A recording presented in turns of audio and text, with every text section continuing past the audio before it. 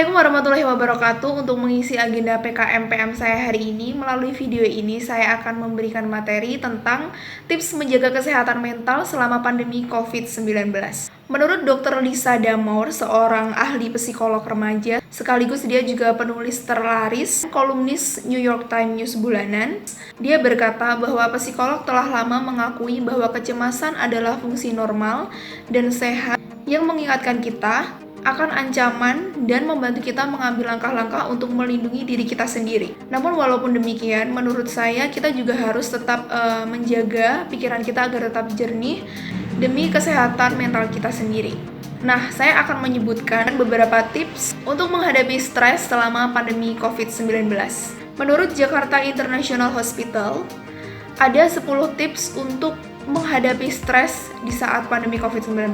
Nah, yang pertama adalah sharing dan saling mendengarkan. Nah, salah satu kebutuhan mendasar manusia itu adalah kebutuhan untuk mendengarkan dan didengarkan. Nah, jadi kita bisa banget tuh untuk berbicara atau ngobrol atau mungkin curhat dengan orang-orang yang kita percaya. Kita bisa menceritakan tentang perasaan kita, kemudian berbagi suasana hati dengan teman atau siapapun lah yang kita anggap orang tersebut enak untuk diajak ngobrol. Untuk alasan yang kedua yaitu tetaplah menjaga hubungan dengan orang-orang yang Anda sayangi. Walaupun situasinya sedang pandemi COVID-19 ini, kita juga terbatas untuk bertemu dengan orang-orang karena kita sendiri kan terkadang juga khawatir apabila kita itu ternyata carrier atau membawa virus. Kita juga bisa tetap menjalin hubungan komunikasi dengan orang melalui berbagai macam aplikasi atau platform media sosial, misalnya seperti WhatsApp, kemudian Skype, kemudian Zoom, atau juga bisa email mungkin, atau Instagram dan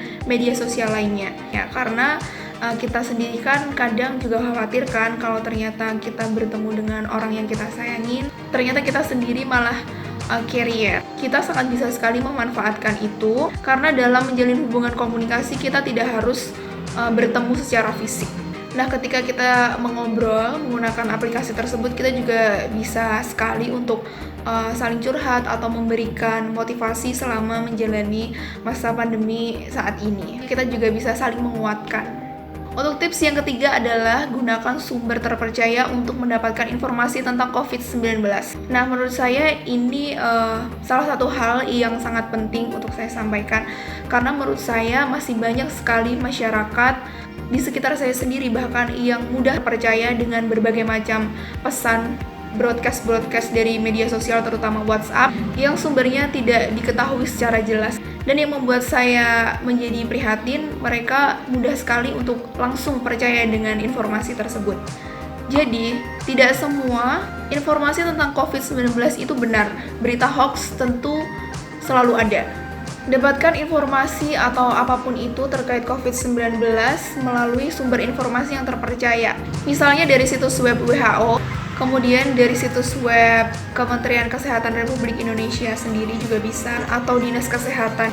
Kemudian untuk mencari berita atau informasi terkait COVID-19, kita bisa melalui situs atau portal media online misalnya seperti kumparan.com, kemudian Tirto.id, kemudian kompas.com, kemudian CNN Indonesia juga bisa, dan lain-lain. Kemudian untuk tips yang keempat yaitu kurangi waktu Anda dan keluarga menonton, membaca, atau mendengarkan liputan berita yang meresahkan. Nah, banyaknya berita terkait COVID-19 ini terkadang beberapa orang menyimpulkan atau merasakan hal-hal yang berbeda-beda. Ada yang mungkin itu sangat informatif, ada juga yang justru malah merasakan bahwa berita tersebut justru akan berdampak pada psikologis mereka masing-masing. Nah, untuk mengatasinya kita bisa menyelingi dengan membaca atau menonton hiburan yang setidaknya bisa mengalihkan perhatian kita pada berita yang meresahkan tersebut.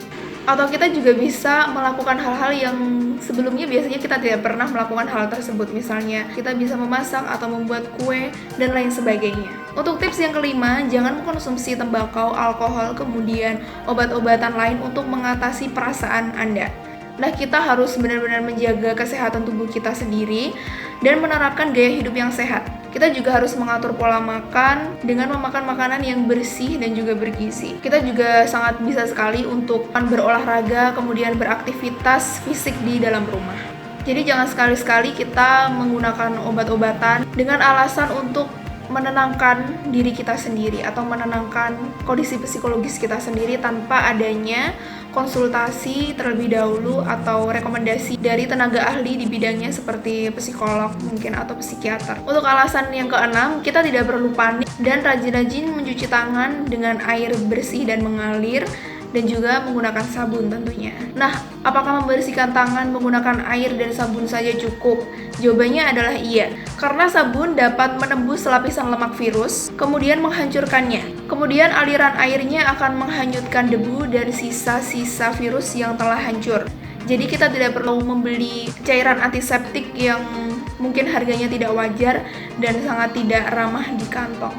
Untuk tips yang ketujuh yaitu disiplinkan diri Anda dan jadilah pelindung kehidupan. Meskipun kita berada di negara khatulistiwa yang panas dan lembab, faktanya penyebaran virus COVID-19 ini tidak terpengaruh cuaca dan bahkan bisa bertransmisi di semua area. Jadi kita harus selalu memakai masker terutama di public space atau di ruang publik atau di tempat umum, dan sebisa mungkin menghindari keramaian, kemudian tetap menjaga jarak atau menerapkan physical distancing seperti yang telah dianjurkan WHO dengan jarak 1 meter minimal.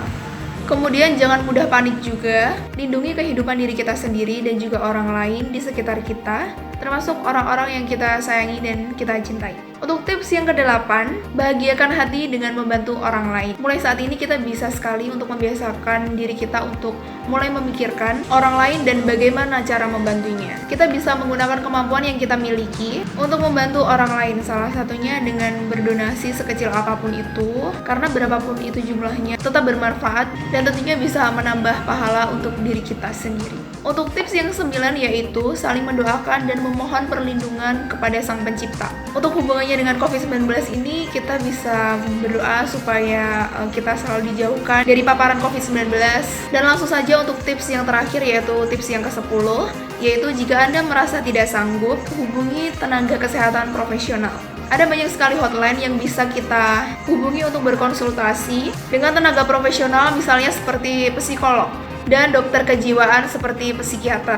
Nah, salah satu akun Instagram yang dapat kita gunakan untuk sharing mungkin seperti itu yaitu @pdksji_Indonesia.